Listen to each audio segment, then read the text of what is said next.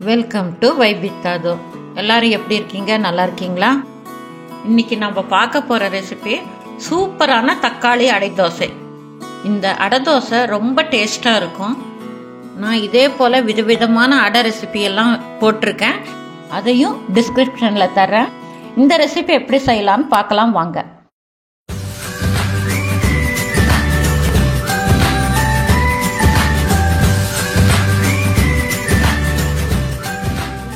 பாருங்க, இந்த அடை செய்யறதுக்கு 1 டம்ளர் பச்சரிசி. நான் இப்போ ரேஷன் பச்சரிசி தான் எடுத்திருக்கேன். எது வேணா போட்டுக்கலாம் நீங்க. பச்சரிசி 1 டம்ளர், இட்லி அரிசி 1 டம்ளர், பாசிப்பருப்பு 1 டம்ளர், ஒரு 15 வத்த மிளகா, ஒரு 8 தக்காளி, பெரிய தக்காளியா 8 தக்காளி எடுத்திருக்கேன். பாருங்க, இது 3ஐயும் நான் போய் கழுவிட்டு எடுத்துட்டு வந்துடுறேன். பாருங்க, கழுவிட்டு ஊற வச்சிருக்கேன். இது ஒரு 2-2.5 மணி நேரம் 3 மணி நேரம் ஊறட்டும். அரைக்கிற போது உங்களுக்கு எப்படி அரைக்கிறதுன்னு காட்டுறேன்.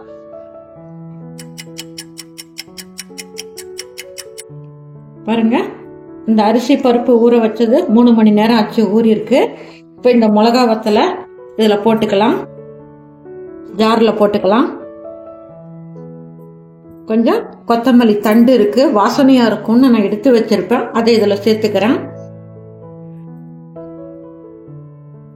8 தக்காளியை கட் பண்ணி வச்சிருக்கேன், அதை இதுல சேர்த்துக்கிறேன்.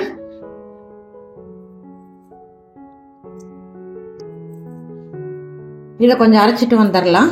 பாருங்க, தக்காளி இப்படி விழுது அரைச்சிட்டு வந்துட்டேன். அதுலயே கொஞ்சம் அரிசி போட்டு இப்போ இன்னொரு தடவை அரைச்சிட்டு வந்துடுறேன். அப்புறம் அரிசி எல்லாத்தையும் ஒன்னா அரைச்சிட்டு கலந்துடலாம்.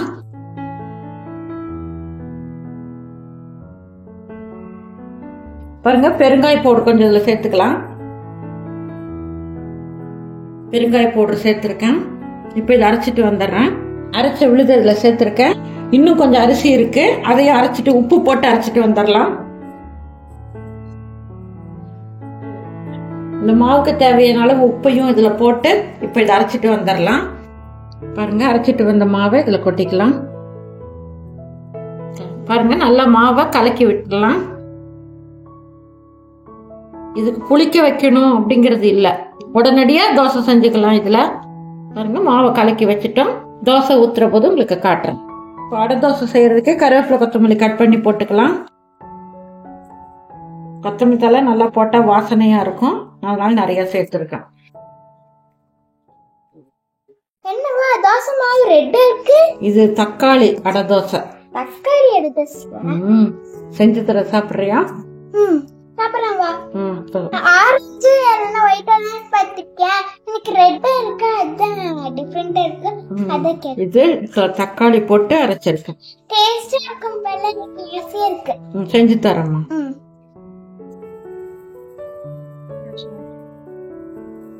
அடைங்கிறதுனால கொஞ்சம் தடிமனா பண்ணிக்கலாம்.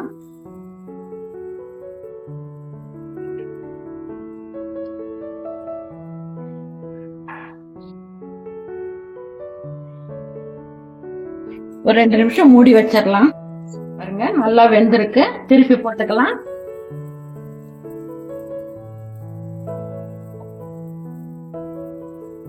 லேசா வேணும்னா கொஞ்சம் தண்ணி ஊத்தி கரைச்சி கொஞ்சம் தண்ணி ரோஸ்ட் மாதிரி பண்ணிக்கலாம்.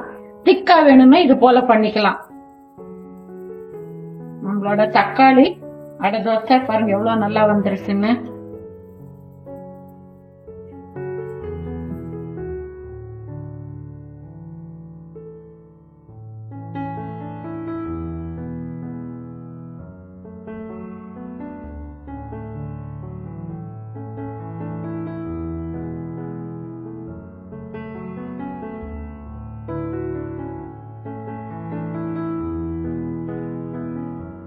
தக்காளி அடை தோசை ரெடி. இந்த ரெசிபி பிடிச்சிருந்தா லைக் பண்ணுங்க.